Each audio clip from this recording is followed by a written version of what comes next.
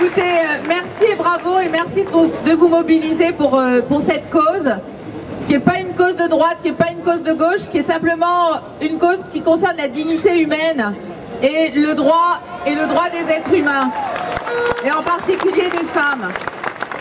D'ailleurs, je dois vous dire qu'avec plusieurs de mes collègues, nous allons saisir l'Assemblée nationale pour demander une résolution pour qu'on voit comment aujourd'hui la duplicité du gouvernement fait que l'on contourne la loi française. Parce qu'on ne peut pas d'un côté nous jurer la main sur le cœur qu'on est contre le trafic d'êtres humains et de l'autre faire en sorte que ce trafic d'êtres humains soit non seulement avalisé mais en plus pratiquement favorisé.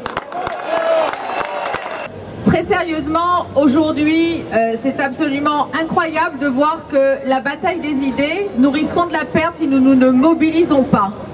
Je crois que ça suffit de passer pour des personnes, excusez-moi d'être un petit peu trivial, ringardes, en dehors du coup, parce que nous sommes contre la traite des êtres humains, parce que nous ne voulons pas que des enfants soient achetés et fabriqués à la demande de parents.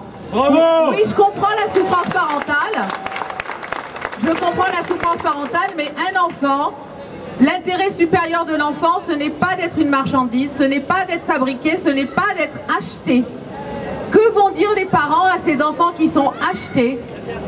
Qu'est-ce qu'ils vont leur dire? Qu'ils ont survécu peut-être à des malformations, à un contrat, etc., que leur prix était fixé à temps selon qu'on les achète en Inde, en Ukraine, aux États-Unis.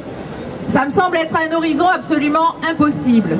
Et puis, aujourd'hui, comment faire? Enfin, moi, j'arrive pas à comprendre la contradiction qui est celle de certains de nos ministres, qui d'un côté sont très émus lorsqu'ils inaugurent le musée de l'esclavage dans les dom-toms, et de l'autre trouvent formidable que des femmes soient esclaves et soient réduites à des marchandises. Alors je sais que certains brillants esprits ont dit que les femmes elles pouvaient louer leur ventre, que c'était pas un problème, comme d'autres louent leur bras. Mais pour nous, c'est un problème. Et aujourd'hui, je suis absolument choquée, scandalisée par ce qui se passe, je pense que vous aussi. Écoutez, concrètement, l'Assemblée nationale est mobilisée. J'espère qu'on arrivera à faire passer le texte que j'ai défendu, qui est signé par de nombreux de mes collègues. J'espère que ce texte pourra passer dans une niche parlementaire, que ce soit à l'Assemblée nationale ou au Sénat. Et le fait que vous soyez nombreux aujourd'hui pourra peut-être inciter nos dirigeants et nos collègues à faire en sorte que ce texte soit examiné dans une niche.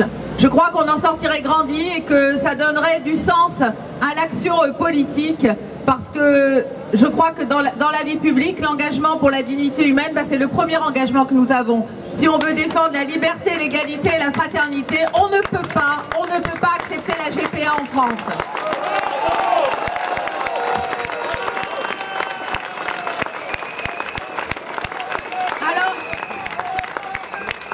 Je sais que vous êtes très très fort, je sais que vous êtes très mobilisés sur les réseaux sociaux, mais il faut peut-être encore plus se mobiliser contre nos maternity traffic, nos GPA, mais peut-être écrire, envoyer des mails à l'Assemblée nationale, aux Républicains, au Parti socialiste, à tous les partis, pour leur dire que c'est quelque chose qui est transcourant et qui doit tous nous mobiliser. Les femmes ne doivent pas être des esclaves de leur corps ou de l'argent des autres, d'une part. D'autre part, il y a quand même un principe du droit français qui s'appelle la territorialité. Et c'est un principe qui existe et c'est un principe que nous devons respecter. C'est-à-dire que ce qui est interdit en France pour des Français est interdit à l'étranger, notamment en ce qui concerne les crimes et certains délits. Bien, si nous sommes devant le palais de justice, je pense que ce principe du droit qui nous honore, eh bien, il faut qu'on l'applique aussi à la maternité par autrui, au trafic d'êtres humains. Donc merci de votre mobilisation. Soyez assurés qu'avec Philippe Cochet et mes collègues, nous sommes d'abord assis l'un à côté de l'autre à l'Assemblée nationale. Donc tous les mardis, tous les mercredis, nous faisons le point sur un certain nombre de choses. Mais aussi nous sommes très solidaires de ces questions. Et donc je crois que votre enthousiasme, votre mobilisation va nous donner encore plus le courage de continuer. Et j'espère qu'on pourra revenir devant vous en disant que cette proposition de loi peut être amendée par d'autres articles de mes collègues pour être examinée dans une niche parlementaire, en tout cas pour le groupe Les Républicains. Avec Philippe, c'est ce que nous plaidons. Et je crois que si vous arrivez, comme nous, à convaincre nos dirigeants ou les instances supérieures de nos partis de l'intérêt de mettre ça dans une niche, eh bien nous gagnerons cette bataille de la dignité humaine. Merci pour votre mobilisation. Bravo Lyon! Bravo! Donc pourquoi vous êtes engagé?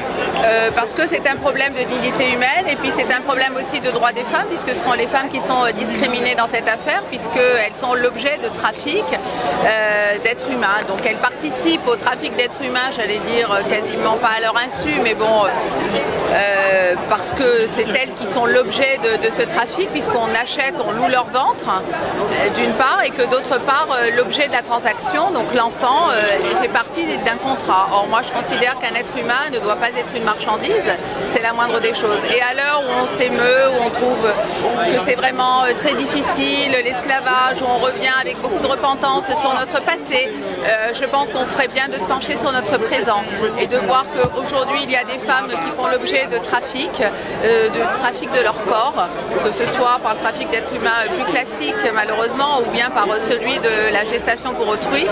N'oublions pas qu'il y a des fermes dans certains pays, puisque c'est comme ça qu'on appelle ces endroits où des femmes attendent de mettre bas pour donner l'enfant, enfin pour vendre, ou en tout cas, je ne sais pas si c'est elle qui d'ailleurs qui touche l'argent, l'enfant qui a été fabriqué par d'autres.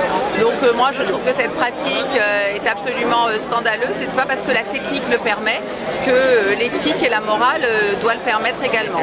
D'autre part, en droit français, il y a un principe qui s'appelle la territorialité, donc ce qui est interdit en France doit être interdit aussi à l'étranger lorsqu'il s'agit de crimes et pour certains délits.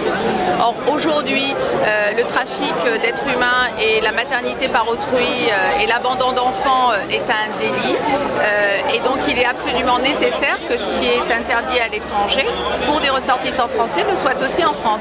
Et on ne peut pas avaliser, voire favoriser ces pratiques avec une transcription sur un bout de table de façon extrêmement hypocrite dans un tribunal, alors qu'à l'Assemblée nationale, Madame Taubira et Monsieur Valls ont juré la main sur le cœur qu'il n'y aurait pas de gestation pour autrui en France. Et concrètement, quelles sont les actions que vous désirez faire? Alors moi j'ai déposé une proposition de loi pour faire en sorte que ce proxénétisme, ce tourisme procréatif soit interdit et soit puni. Et donc j'ai fait une proposition de loi qui tient en 4 points, si vous voulez, je vais le lire pour vous résumer. Donc d'une part, que le recours à une mère porteuse soit isolé au sein du code pénal et séparé du pur abandon d'enfants, afin d'être érigé en délit spécial, comme je disais tout à l'heure. Deuxièmement, de prévoir un interdit pour la promotion et le recours à une mère porteuse. Donc ça c'est incarné par l'article 2 de ma proposition de loi. Enfin, c'est ce que je vous disais tout à l'heure, que le principe de la territorialité soit appliqué. Et enfin, je voudrais que la France reprenne son rôle, c'est-à-dire d'être un petit peu une lumière. La patrie des droits de l'homme ne doit pas permettre et favoriser ce trafic d'êtres humains. Donc j'aurais souhaité que la France propose l'adoption d'une convention internationale contre la procréation et la gestation par autrui. On voit que l'Union européenne peut être un problème par rapport à la GPA, c'est-à-dire que l'Union européenne prend le pas sur la législation française. Est-ce que l'UMP pourrait éventuellement remettre en cause, j'allais pas dire toute l'Union européenne, mais les règles de l'Union européenne sur par rapport à ce sujet-là? Alors tout à fait, d'ailleurs vous avez peut-être suivi cette affaire, mais moi j'ai soutenu Pierre Lelouch qui a fait une proposition de loi concernant la limitation de l'action de la CEDH. Donc l'Union européenne via la CEDH effectivement essaye de nous imposer un certain nombre de choses dans des domaines particulièrement importants et j'allais dire régaliens, comme la gestation par autrui, mais il suffisait que que le Premier ministre fasse appel de la décision de la Cour européenne des droits de l'homme quand il était encore temps, comme on lui a demandé, ce qu'il n'a pas fait, ce qui prouve bien l'hypocrisie de ce gouvernement. Merci bien. Je vous en prie.